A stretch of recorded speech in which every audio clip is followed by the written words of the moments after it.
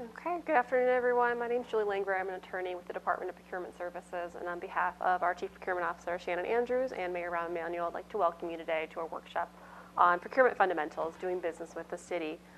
So today we're going to cover a number of topics, and it's a lot of material to cover. I tend to talk really fast. If I'm going too fast, please tell me to slow down. If you can't hear me, I have a tendency to speak quietly on top of the speed, so also tell me to speak up so I can do so and make sure you're capturing everything I'm saying. But this is what we're going to cover today. We're going to go over our mission statement, some of the laws and regulations that are governing the procurement at the city. We're going to talk about procurement terms. If you're not familiar with doing business with the city, it's a good idea to become familiar with our terminology that we use. We're going to go over the types of procurements that we do, touch on the certification at the city, although there's a separate workshop I think some of you might have attended before this on the certification process. We're going to touch on contract monitoring and compliance, programs and bid incentives. There's also another workshop just on programs and incentives, but we're excited about them and we want people to be aware of them, so I'm going to briefly touch on those. And I'm also going to point you to our website and some of the tools and resources you can find on there. So just to kick stuff off, I'm going to read you our mission statement. We are the contracting authority for the procurement of goods and services for the City of Chicago. We pledge to work together and as a team and with our customers to guarantee an open, fair, and timely process by establishing, communicating, and enforcing superior business practices. Integrity, public trust, and the law are our guiding principles. And speaking of compliance with the laws, these are the laws that govern our procurement process. There is a state law, the Municipal Purchasing Act, which applies to all municipalities over 500,000. So that is definitely the City of Chicago. So that's the state statute that governs our procurement process. And in addition, the City of Chicago has several ordinances that are found in Chapter 292 of the Municipal Code of Chicago. And all of those ordinances governs how we procure goods and services and equipment at the city. So if you're interested in doing a deep dive in all of the different rules and regulations, these are your sources that you would go to. All of our programs and all of our initiatives are based off of these two sources. So I'm going to go into some procurement terms. Some of these might seem obvious for you if you've been in business for a while or if you've done business with the city before or other government agencies. But this is just a basic overview of terms that are very common to hear during the procurement process with the city. So just to let you know, DPS provides a checklist for bidders in every bid package. And I'll define what a bid package is in a moment, but it's really important, and I'll stress this over and over throughout this course, that it's important to read through the bid package, all the documents, make sure you understand what's in there, and make sure that you provide all of the information that is requested so your bid's complete. So by law, our procurement process is a competitive process. There are some situations when we don't competitively procure goods and services, but those are rare. Typically, we will do a competitive process, whether that's a low bid or a RFP, request for proposals, or request for qualifications. Competitive bids are our most typical. Competition encourages the best price and the best solution for the city. We are paying with taxpayer funds and other sources, but we want to make sure that we're being good stewards of that money and that we're providing the city with the best deal, the best price, the best goods and service that we can obtain. So some of the actual procurement terms. So contract, pretty straightforward term. It is a written agreement between the City of Chicago and a vendor for the provisions of goods or services for the city. There are a number of different forms of contracts. If you go to our website, you can actually find examples of many of our standard form agreements. We have contract templates for work services, so things like landscaping, janitorial services. We have templates for construction contracts. We have templates for professional services like architects and engineers. We have, what else do we have? We have commodities templates, so templates for when we're purchasing goods, such as anything from a stapler to, I'm trying to think of what's a bigger thing that we buy from a stapler, but you know what I mean, commodities. Anything that the city could buy, toilet paper, anything that we use on a daily basis. And then there's also templates for vehicles and equipment. The city has to purchase vehicles. We have trucks for our Department of Fleet and Facilities Management. For CDOT, they need trucks to do their business. Our police department needs cars to be able to operate and get officers around. So those are things that we also purchase. Bid package. I mentioned this term once, but just want to explain what I mean by that. A bid package is the official set of documents issued by the city to solicit goods or services. So a bid package is going to contain the contract template that's going to apply to whatever we're procuring. It's going to include a full description of exactly what it is we want to buy, and it's going to include a number of forms that you have to complete in order to submit a complete bid to us. So as I mentioned once, and I'm going to keep mentioning throughout, you have to make sure that you read everything in the bid package carefully, because there are many documents that need to be signed and need to be notarized in order for us to accept your bid.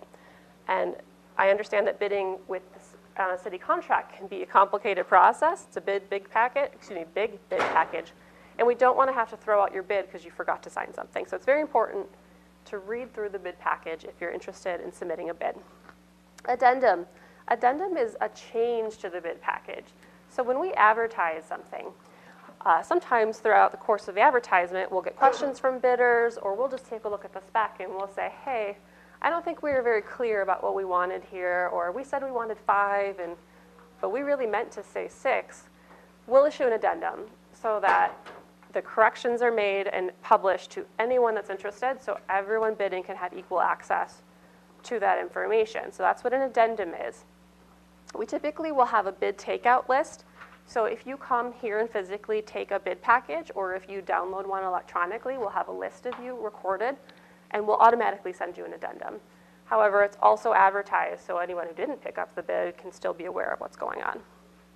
So then once a contract is actually awarded and we need to change something, that's when we do an amendment or modification. Or if you're in the construction realm, you'll typically hear a change order.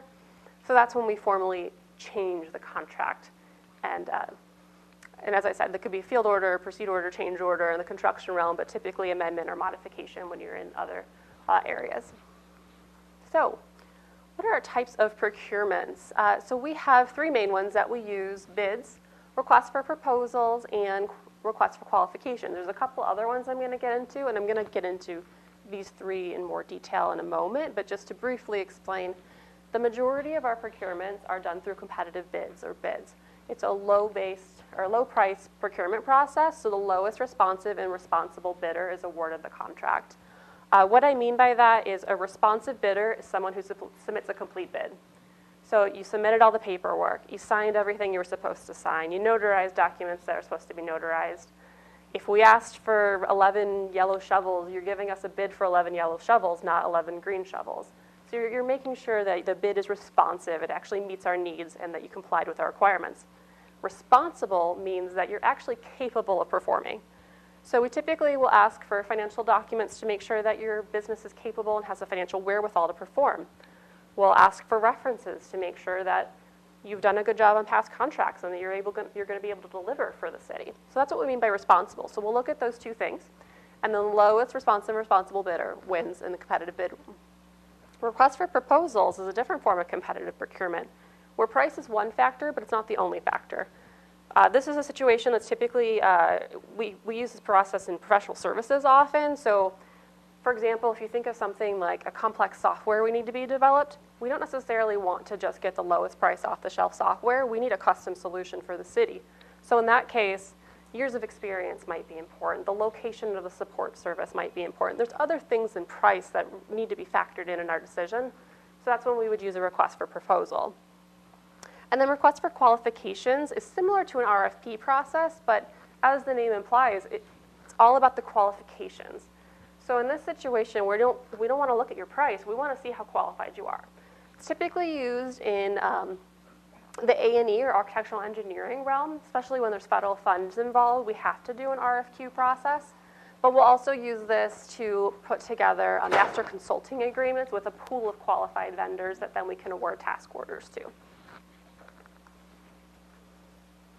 So some of our other types of procurement that I didn't mention are small orders and jock contracts. So I'll go into all of these in more detail as we go through the presentation. So small orders are for procurement of goods and services under $100,000.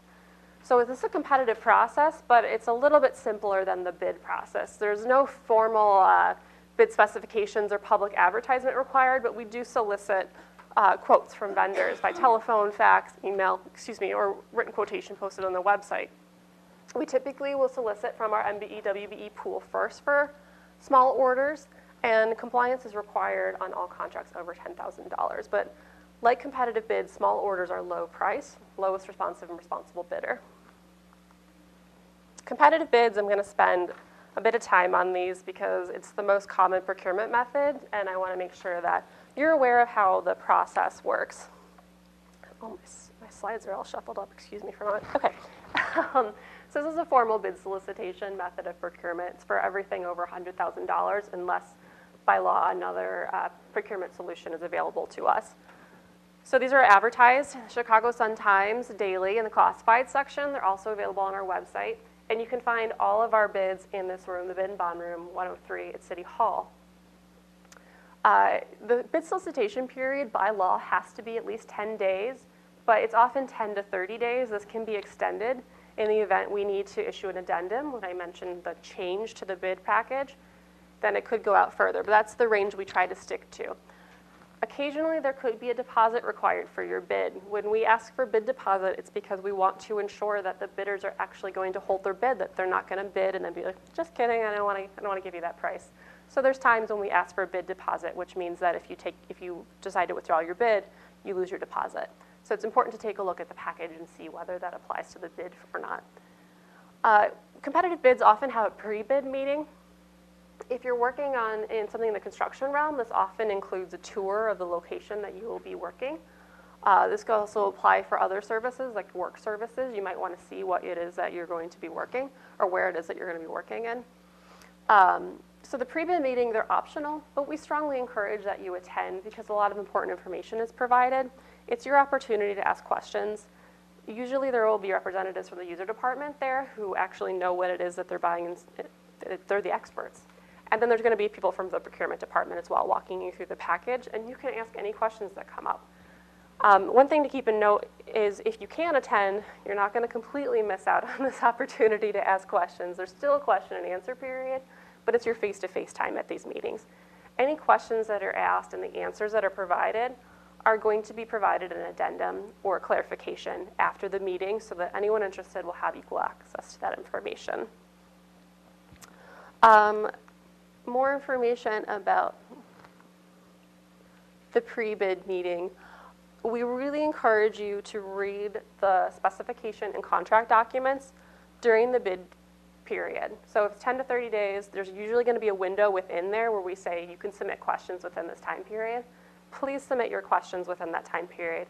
If you submit them after, we have the discretion to answer them, but we're not required to, so we want to make sure that we answer your questions. So please take advantage of that. If you have questions, ask them when you have the opportunity because we want to make sure that you fully understand what it is that we need and what we need you to do in order to submit a correct bid. So it's really important to make sure you're filling out the bid documents correctly. All the information needs to be filled in. If there's something that's not applicable, write an A on it. If something says to sign here, sign here. If something says to have it signed by the president, have it signed by the president, or give us some sort of document saying that someone else is allowed to sign for your company. If it needs to be notarized, make sure your signature is notarized.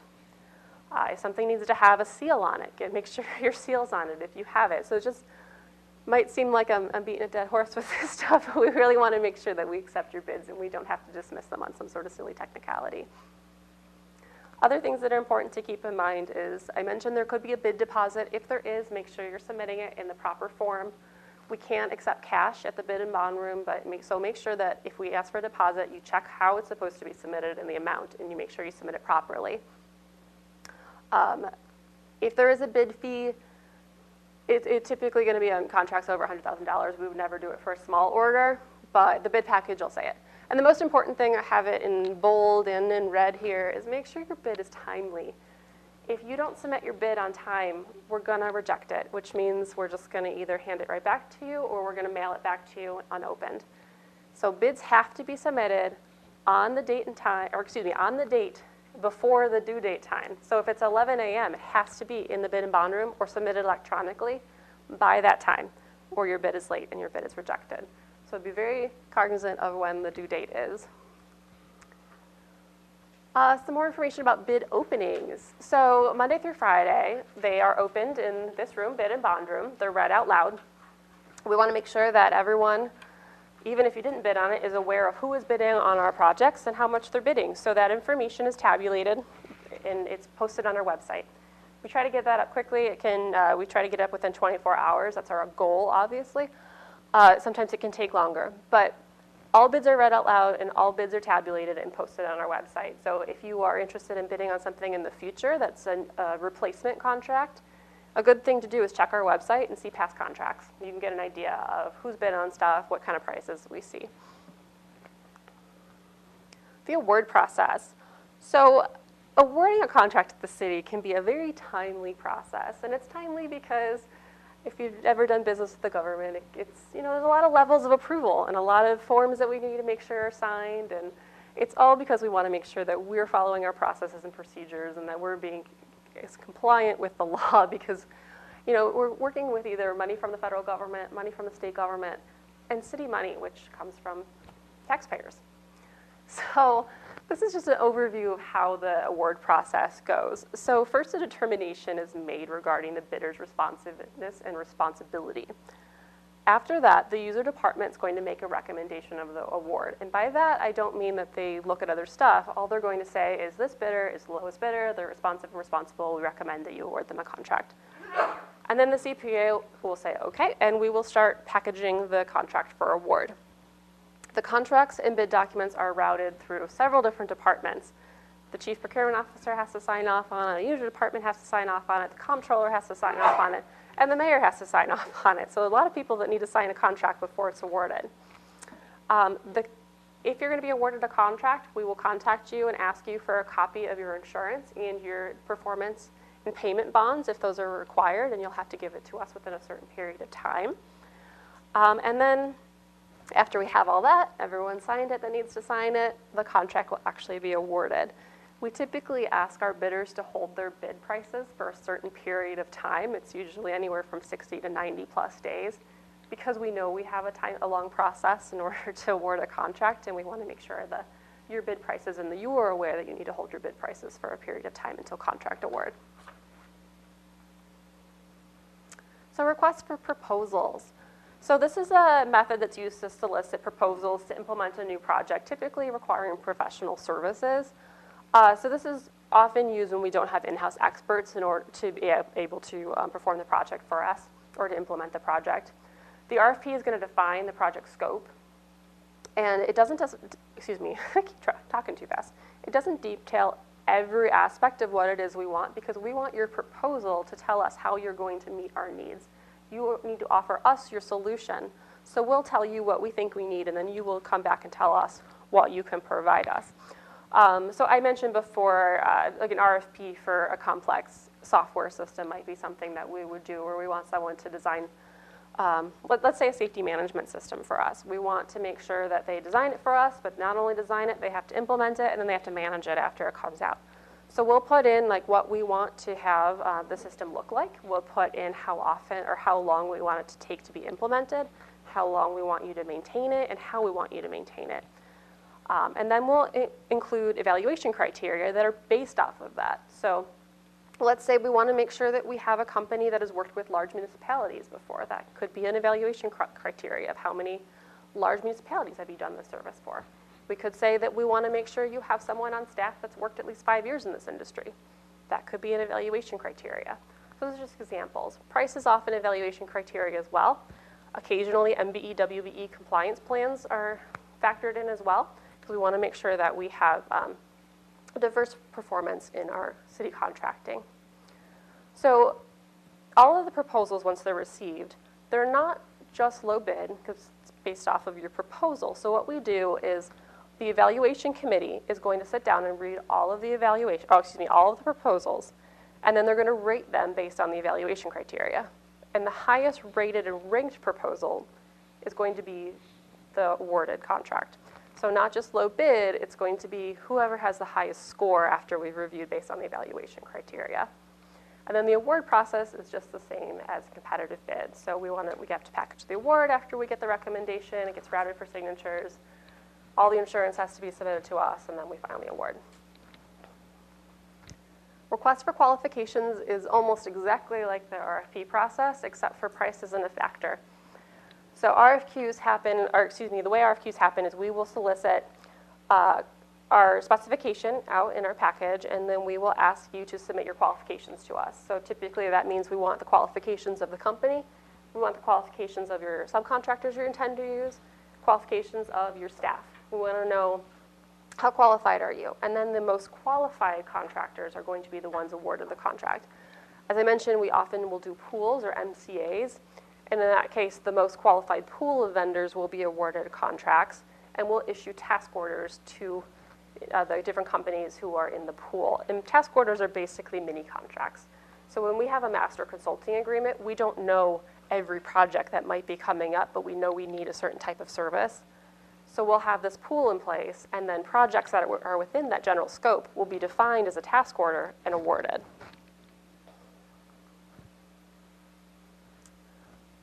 Job order contracts. So this is a little complicated. It's only really in the construction realm.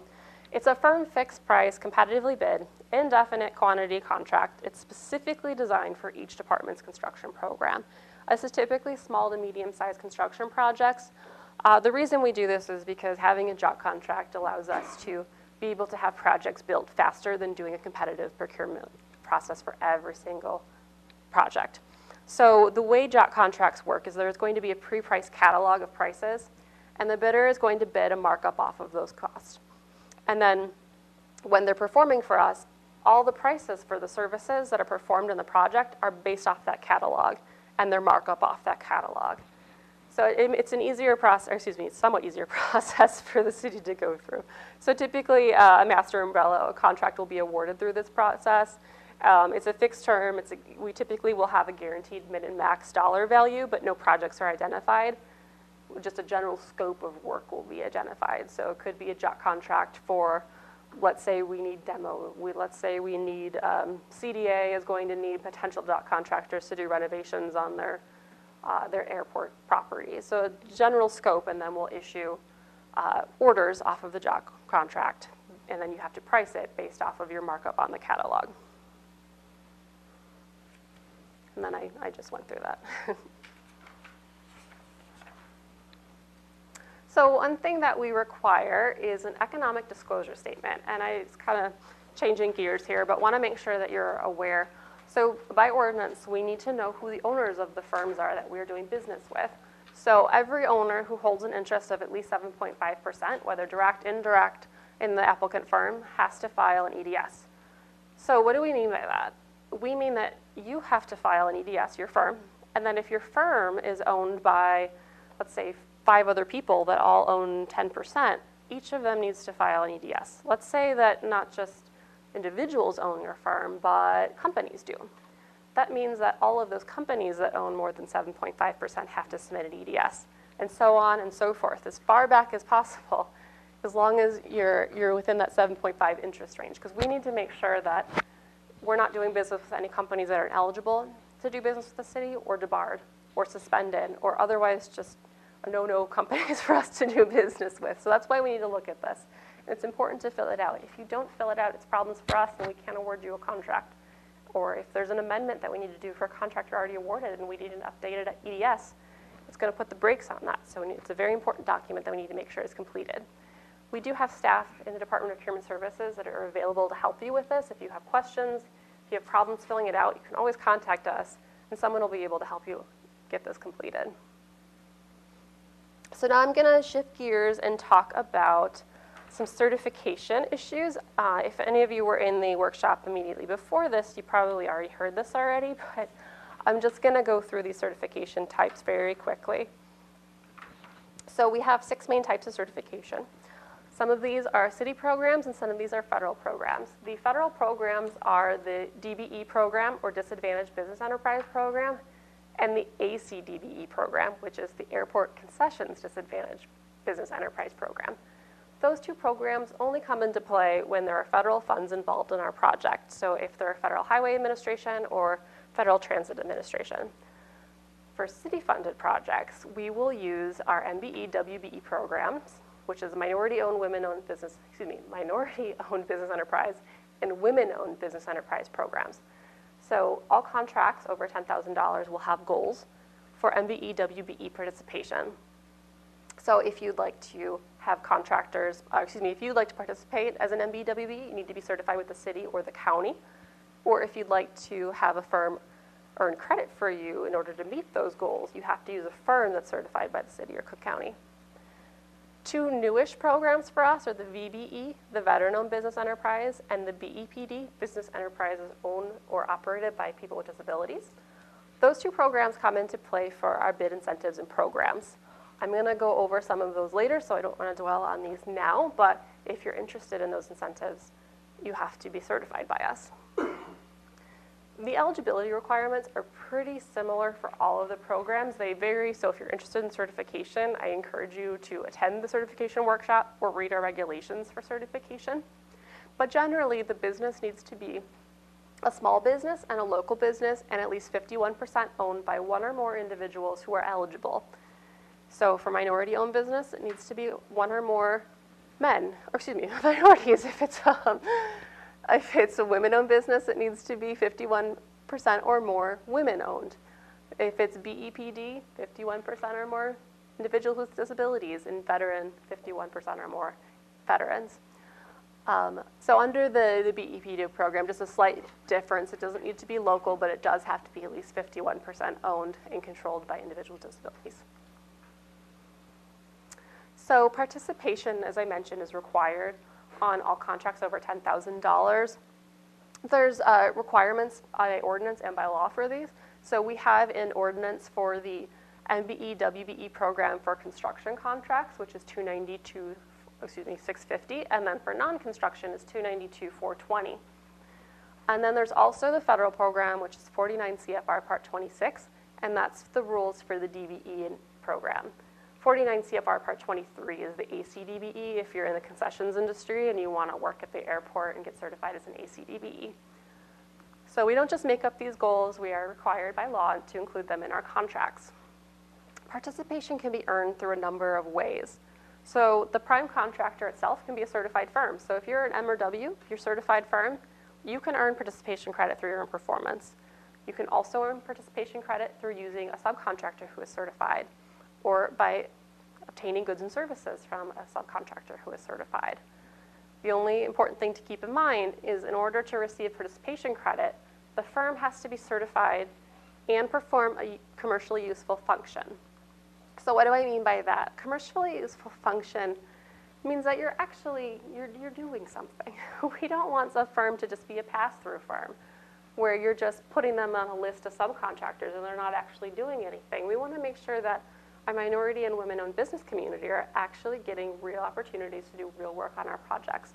So we want to make sure that you're actively managing and performing the work, that you're supervising it, that you're not just stamping your name on paperwork, that you're actually fulfilling your responsibilities as a contractor or subcontractor. If you do that and you're certified in the code that you're working in, you're performing a commercially useful function and your work will be counted towards the goal. So when we set goals on contracts, they are goals, they are not requirements. However, we strongly encourage all of our contractors to meet those goals. If you can't meet those goals, you have to submit what's called a request for a waiver, and you have to show good faith efforts. So when you show good faith efforts, you can't just say, I tried, I couldn't find subs. You have to show us what you did. You have to say, I contacted these assist agencies who work with minority and women-owned businesses. I sent out all these solicitations, I called people, I did XYZ. I couldn't find enough companies to meet the goal. In that case, if you've actually demonstrated that you've made good faith efforts to find certified firms to perform and meet the goal, we will issue a reduction or a waiver of the goals. But again, you have to show good faith efforts. We have a certified firm directory on our website, so you can find certified firms. You can go in and you can search by a commodity code, meaning what the different areas of industry. Let's say you're a court reporting service and you need to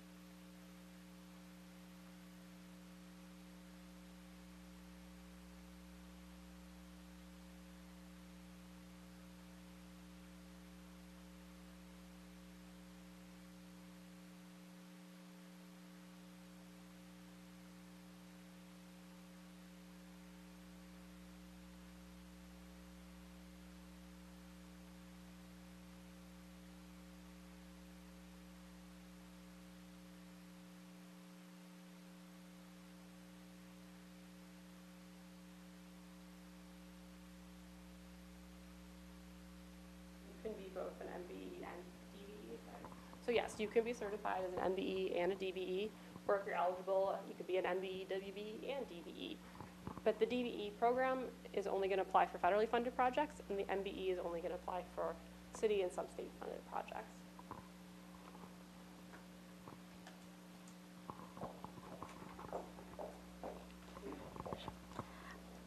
Hi. How long does it take for the city to award an RFP? I know you mentioned the bid process 60, 90 days. Is that the same? So RFPs typically take a lot longer because the proposals it's not just price. We have to evaluate a lot more factors. So it's a more lengthy process. I don't think that we have a set time period of this is how long we take to do proposals, but the RFP should generally give you information, and then if it doesn't, the pre-proposal meeting, it should be able to answer that question for you, because it really depends on case by case based on the complexity of what it is that we're seeking to procure. Okay, great. Thanks.